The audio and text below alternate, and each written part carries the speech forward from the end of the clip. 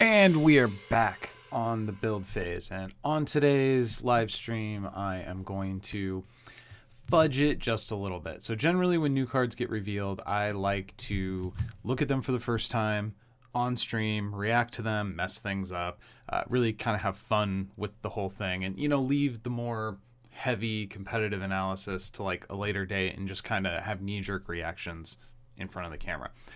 This week on Wednesday, I was not anywhere near my computer, and actually my computer wasn't working until I had a buddy come fix it for me last night.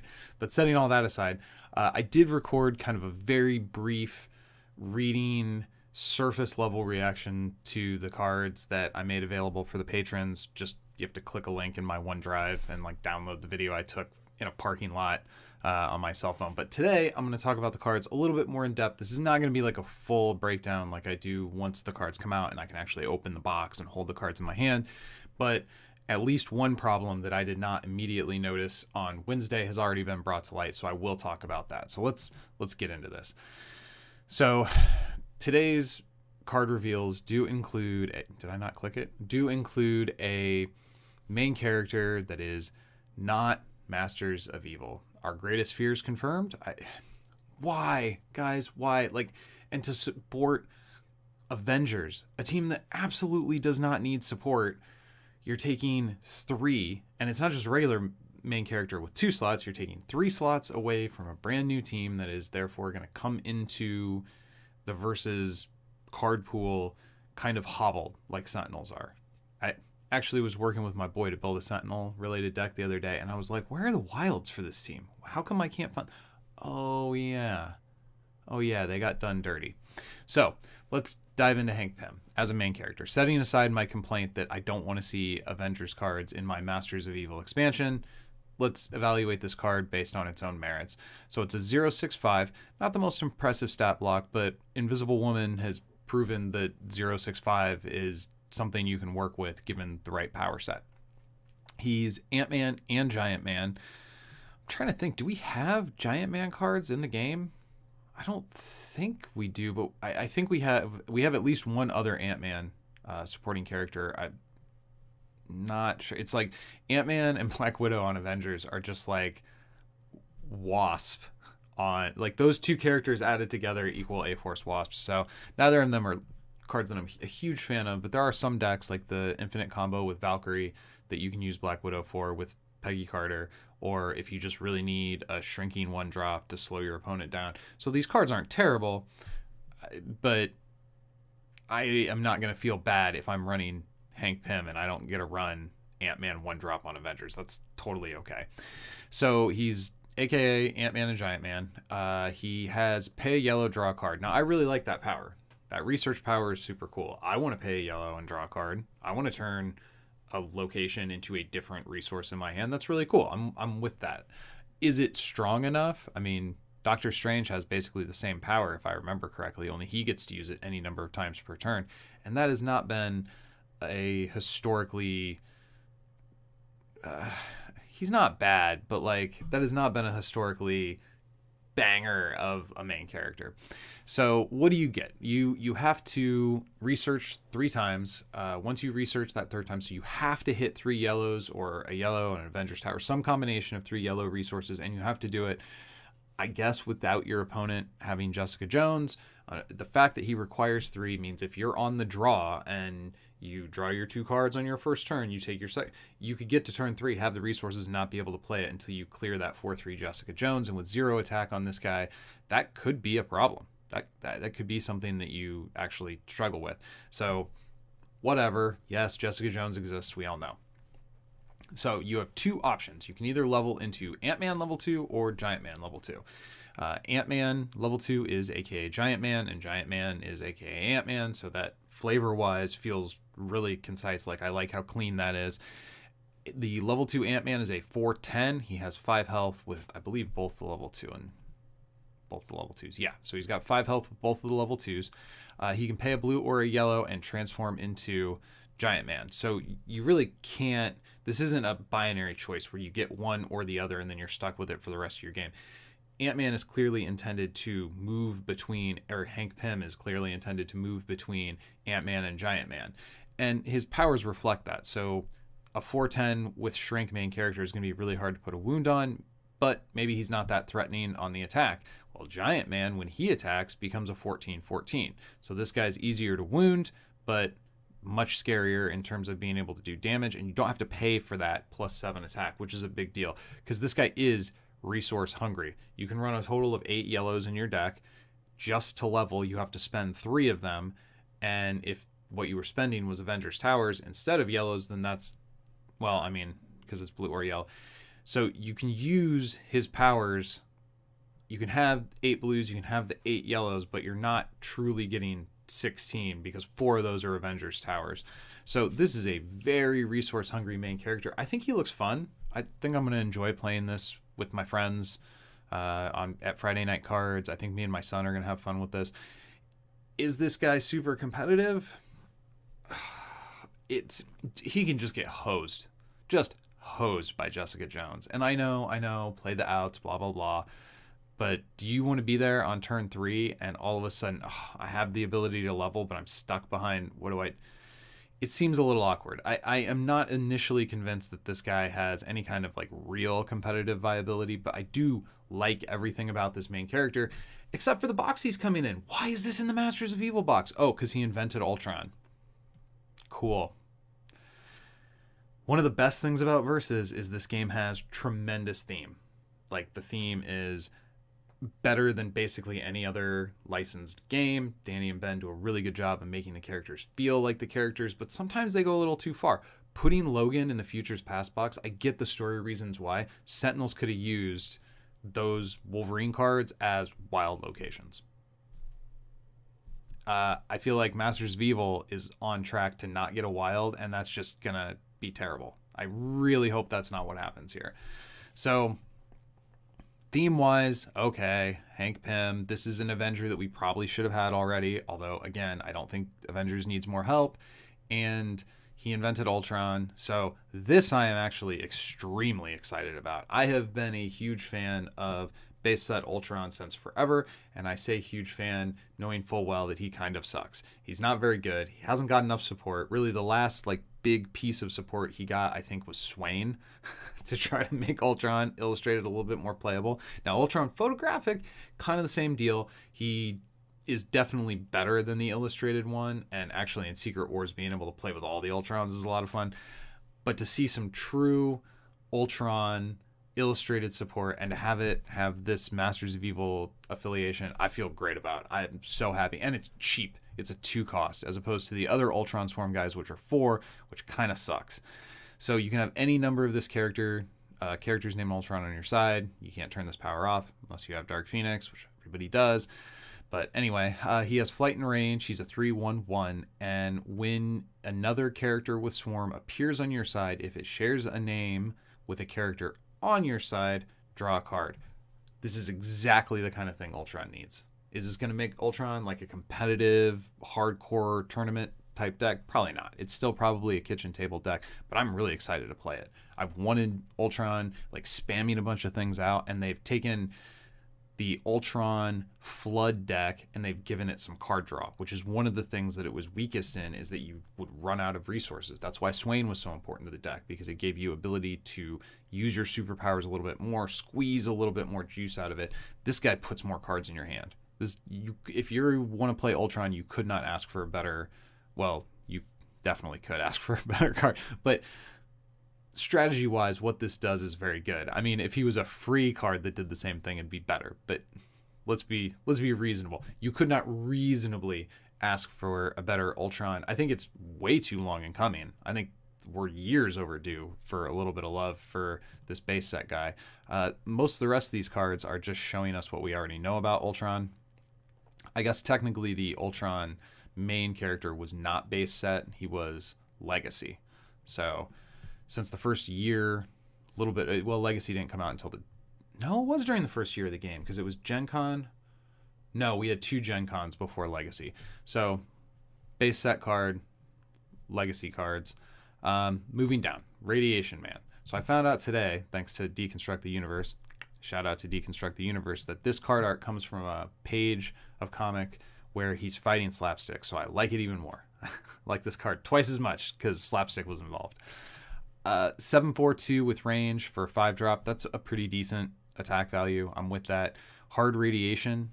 At the end of your turn, put a -1 counter on each character in the row in front of Radioactive Man. So I want to talk about that just a little bit, because down here they define the row in front of Radioactive Man. If he's in your back row, it's your front row.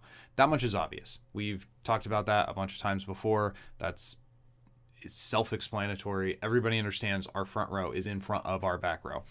What I think is actually new is the front row, your front row, is considered to be, or let me rephrase that.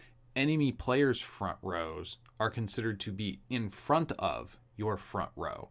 So the phrasing there, I mean, I guess intuitively I go from my resource row to my back row to my front row to your front row. And there is, if you think about the game in terms of like a stack of rows, sure, their front row is in front of my front row, but that's never been really referred to explicitly as a game mechanic before in terms of like how setup should work. And I think this is the first card that interacts in this way, is what I'm saying. I don't think in old verses there was a bunch of adjacency and oppositional stuff in terms of formation, but in new verses we've really only seen either front row or back row, and pretty much nothing else has mattered. We have started to see a little bit of this kind of, Shadowcat was like put it next to the card, so there has been some adjacency stuff creep into the game, but it's never been hinged on you get this effect. To me, this strikes me as new. It's a giant card pool, though, so if you know a card that proves me wrong, don't tell anybody, so nobody knows. Okay. His other power is double the number of -1 characters on enemy front row characters.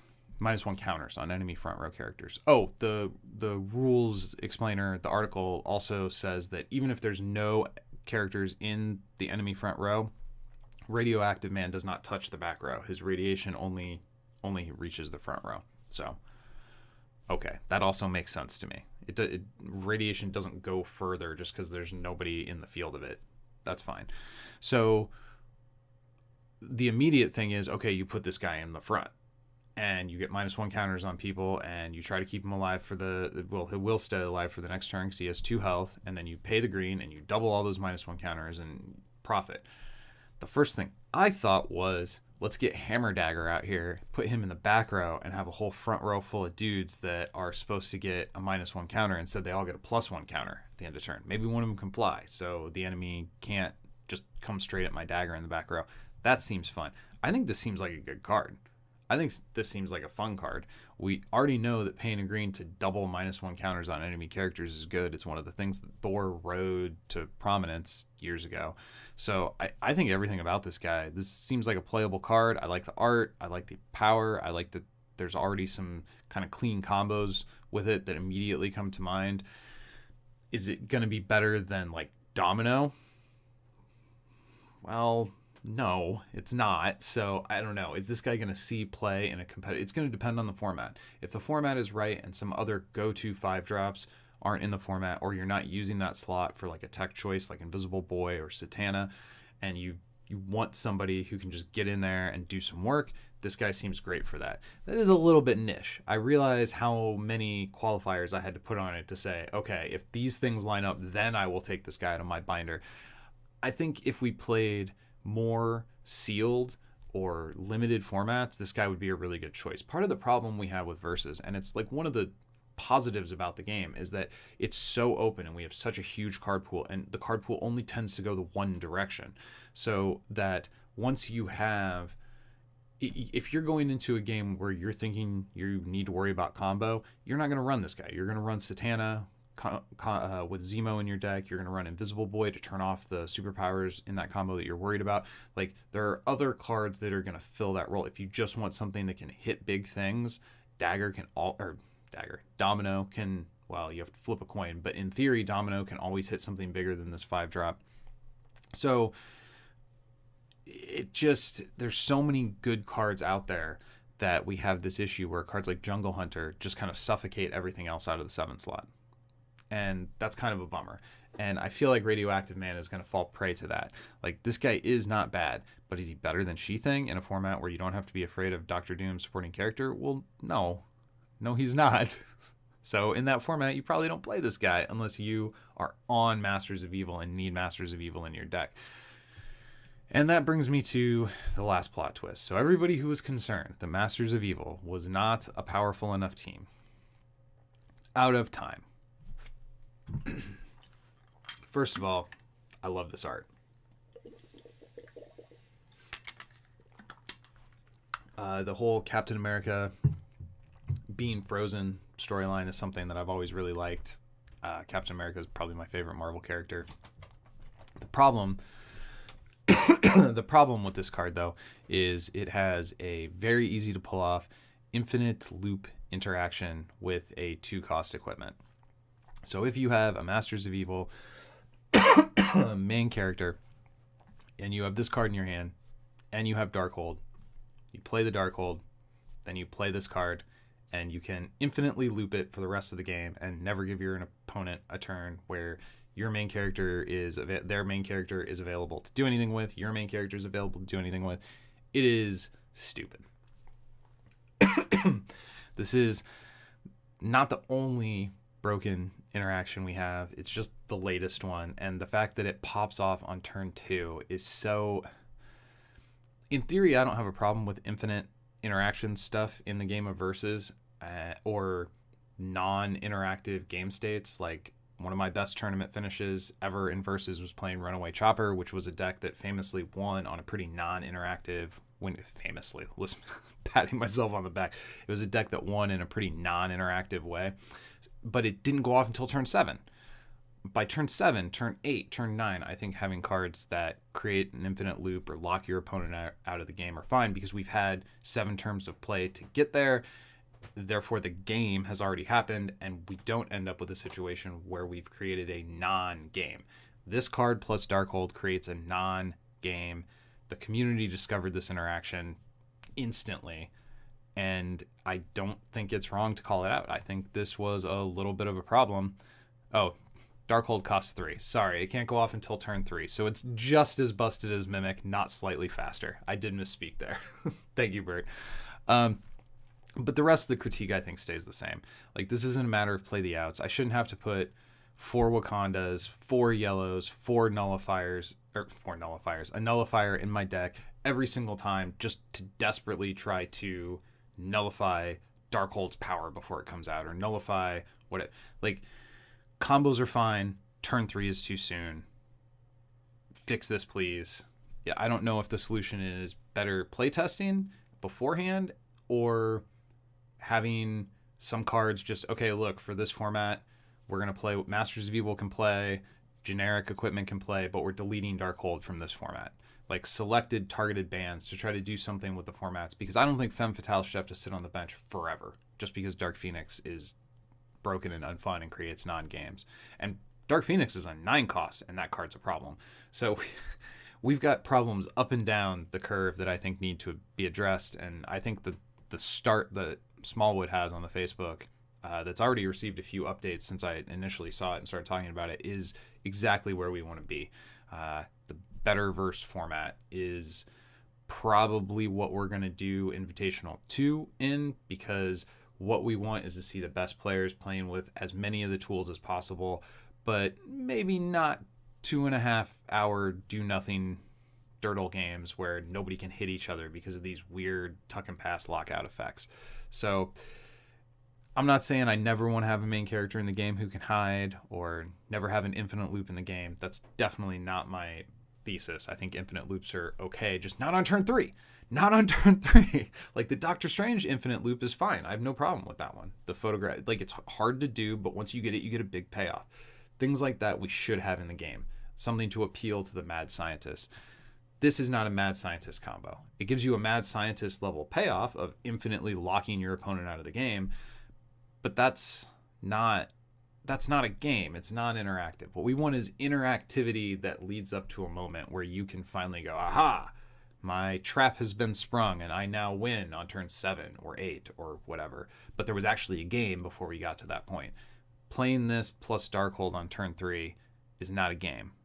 We're playing rock, paper, scissors. We might as well flip coins competitively if that's the kind of game state we're going to have. I don't want to play Yu-Gi-Oh! if I wanted to play Yu-Gi-Oh, I'd be playing Yu-Gi-Oh and not Versus. All right, till next time, guys.